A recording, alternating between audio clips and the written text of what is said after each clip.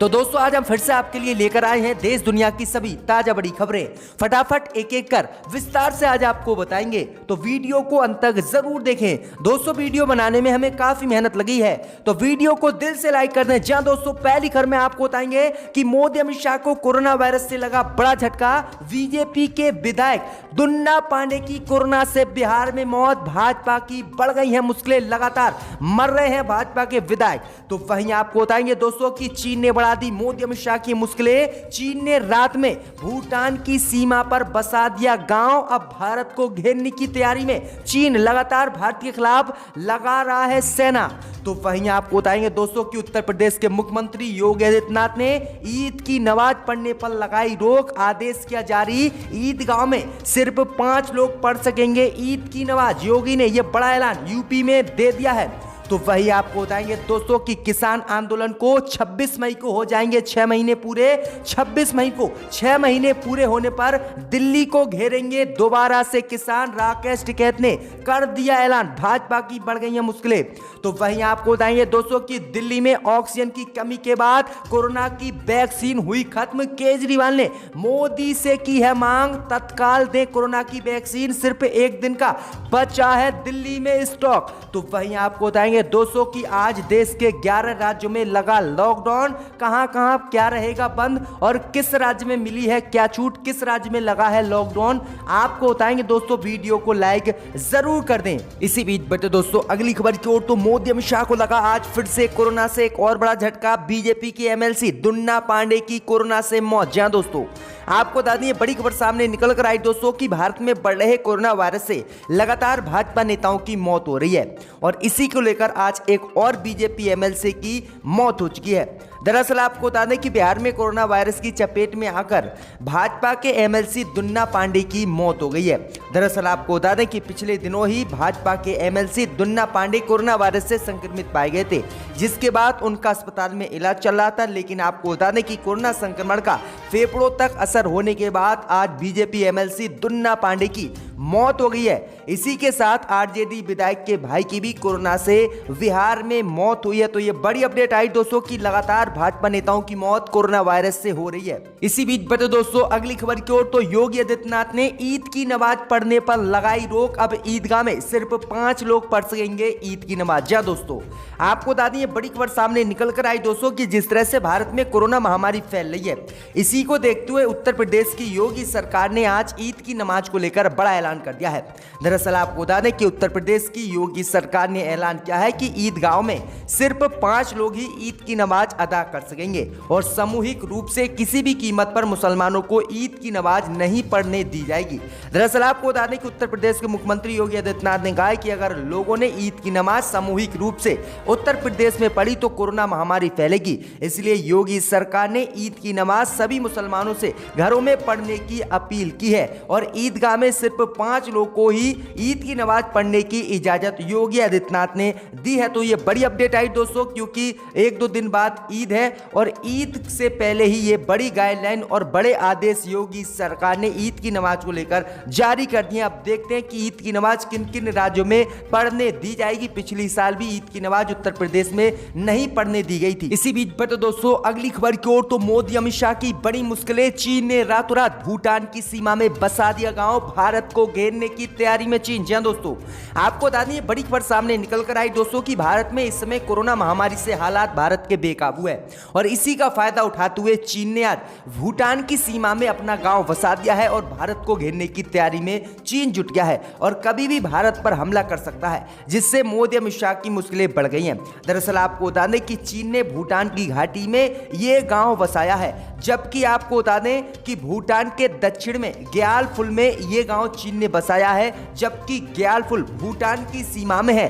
लेकिन चीन के अधिकारियों ने इसे अपने कब्जे में ले लिया है और यहां पर अपना गांव बसा दिया है और इसे अब चीन अपनी जमीन बता रहा है। भैया आपको बता दें कि भूटान के बाद अब चीन की भारत को घेरने की तैयारी है, क्योंकि पेंगोल झील पर लगातार चीन अपने सैनिकों की संख्या बढ़ा रहा है और कोरोना महामारी को देखते हुए भारत पर कभी भी हमला कर सकता है और पेंगोल झील को छीन सकता है। तो ये बड़ी अपडेट आ रही है। मोदी अमित शाह की मुश्किलें लगातार चीन से बढ़ती हुई जा रही हैं। इसी बीच बता दोस्तों अगली खबर की ओर, तो 26 मई को दिल्ली में किसान मोदी सरकार के खिलाफ करेंगे बड़ा ऐलान, भाजपा की बड़ी मुश्किलें। जय दोस्तों, आपको बता दें कि केंद्र सरकार के कृषि कानून के विरोध में दिल्ली की सीमाओं पर देश के अलग अलग राज्यों से आए किसानों का आंदोलन पिछले 5 महीनों से जारी है। 26 नवंबर से शुरू हुआ ये आंदोलन कोरोना महामारी के बीच भी जारी है और संयुक्त किसान मोर्चा की तरफ से ये कई बार स्पष्ट किया जा चुका है कि महामारी का हवाला देकर मोदी सरकार किसान आंदोलन को खत्म कराना चाहती है। इस बीच आपको बता दें कि 26 मई को किसान आंदोलन को 6 महीने पूरे हो जाएंगे और 6 महीने पूरे होने पर किसान मोदी सरकार के खिलाफ दिल्ली में बड़ा फैसला लेंगे। किसानों ने कहा है कि दिल्ली में लाखों किसान कूच करेंगे और दिल्ली को एक बार फिर से घेरा जाएगा और मोदी अमित शाह के घर को भी किसान घेरेंगे। तो 26 मई को किसान मोदी सरकार के खिलाफ दिल्ली में बड़ा ऐलान करेंगे। किसानों ने साफ कहा है कि जब तक मोदी अमित शाह कृषि कानून को रद्द नहीं करेंगे तब तक वह दिल्ली छोड़कर नहीं जाएंगे।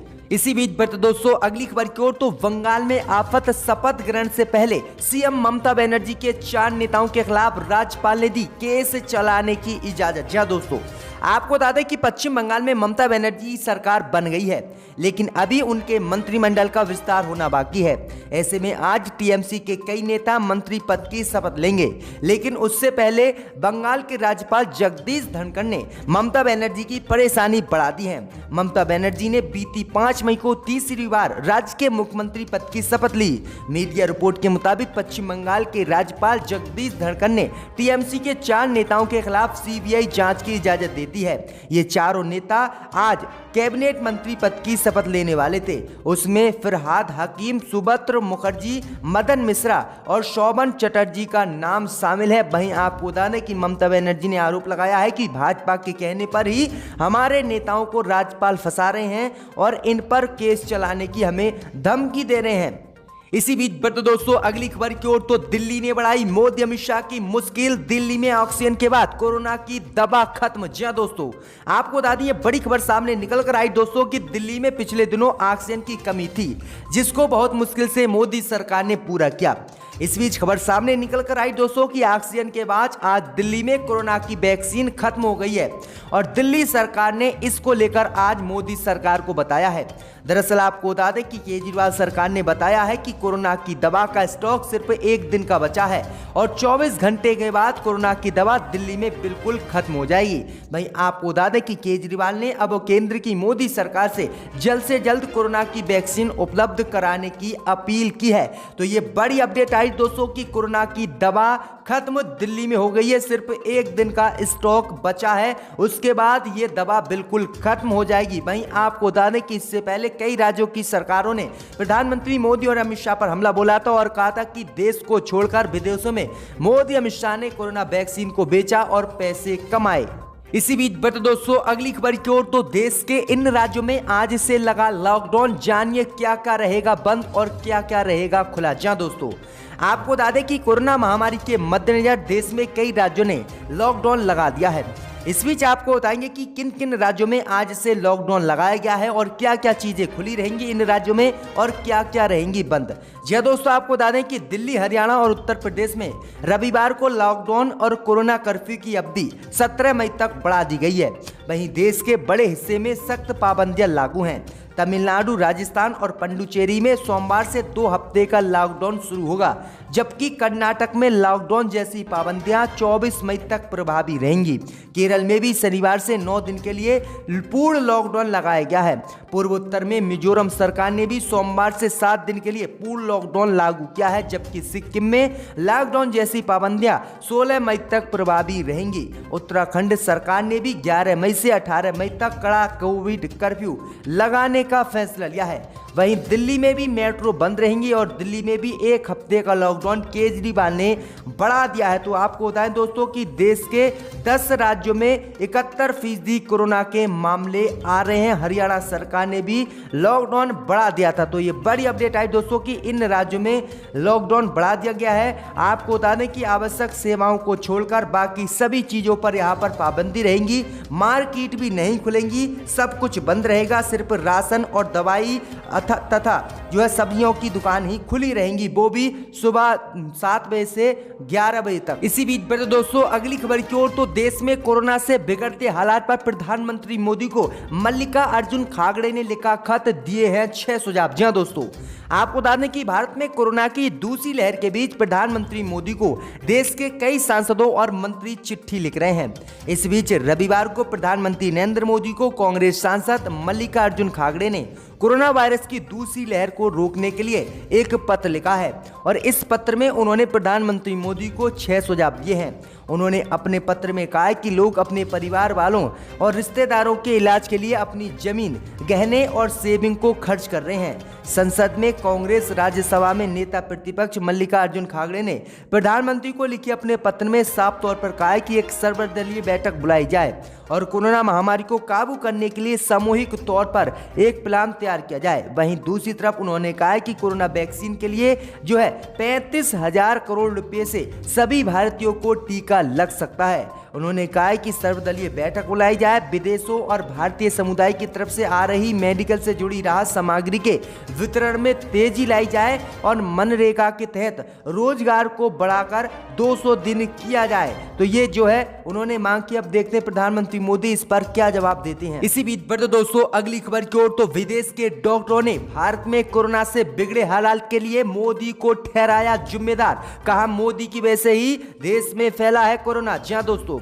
आपको बता दें कि अंतरराष्ट्रीय चिकित्सा पत्रिका द लेजेंड ने भारत में कोरोना के बढ़े मामलों पर एक संपादकीय लिखा है जिसमें कहा गया है कि प्रधानमंत्री मोदी और उनके मंत्रियों ने अपनी गलतियों को स्वीकार नहीं किया और इसी वजह से पूरे देश में कोरोना महामारी की दूसरी लहर भारत में आई। उन्होंने कहा कि प्रधानमंत्री मोदी ने कोरोना वायरस को एक खतरनाक वायरस नहीं माना और वह चुनाव जीतने में उन्होंने पूरे देश में कोरोना वायरस को फैलवा दिया और अब भारत सबसे बड़े संकट में है।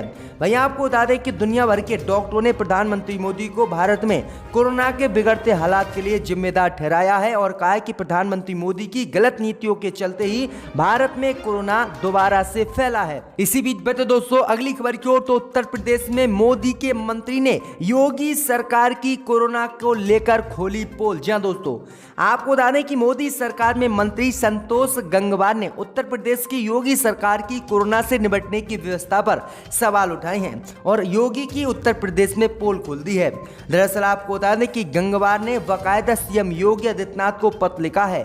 इस पत्र के जरिए उन्होंने कोरोना वायरस संक्रमित मरीजों की अस्पताल में भर्ती को लेकर अव्यवस्था और अधिकारियों द्वारा फोन नहीं उठाए जाने की शिकायत की है। गंगवार ने बरेली में आयोजित बैठक में सीएम योगी आदित्यनाथ को सौंपे गए पत्र में लिखा है कि ऐसे मामले देखने को मिल रहे हैं कि रेफर किए जाने के बावजूद मरीज जब सरकारी अस्पताल में जाता है तो उससे कहा जाता है कि जिला अस्पताल से दोबारा रेफर करवा लाएं। इससे मरीज की हालत और बिगड़ जाती है और उसको कोई भी डॉक्टर दवा नहीं देता है जिससे कोरोना मरीज की मौत भी हो जाती है। आगे उन्होंने कहा कि जब भी मैं किसी भी उत्तर प्रदेश के अधिकारी को कॉल करता हूं तो कोई भी उत्तर प्रदेश का बड़ा अधिकारी मेरी कॉल नहीं उठाता है। योगी सरकार इन दोनों ही कामों में फेल रही है। तो अब आपको बता दें कि भाजपा के मंत्री ही भाजपा सरकारों की पोल खोल रहे हैं। इसी बीच बचे दोस्तों अगली खबर की ओर, तो राजस्थान में सख्त लॉकडाउन के बाद मजदूरों ने किया पलायन, बोले रोजी रोटी के लिए पड़े हैं लाले। जी हां दोस्तों, आपको बता दें कि राजस्थान में आज से ही सख्त लॉकडाउन की घोषणा के बाद बिहार यूपी के मजदूरों को कोई काम नहीं मिलने के कारण उनका पलायन अब शुरू हो चुका है। संगानेर, बीकेआई और मानसरोवर क्षेत्र में रहने वाले बिहार और उत्तर प्रदेश के हजारों मजदूर बेरोजगार हो गए हैं। ऐसे में वे अपना गांव लौटना चाहते हैं। जब प्रदेश में लॉकडाउन की घोषणा हुई तो हजारों मजदूर पलायन के लिए मजबूर हो गए और कुछ लोग जो है नहीं भी जाना चाहते हैं, लेकिन उन्होंने कहा कि यहाँ पर हम रहेंगे तो यहाँ पर ना तो हमें रोटी मिल रही है और ना ही रोजी,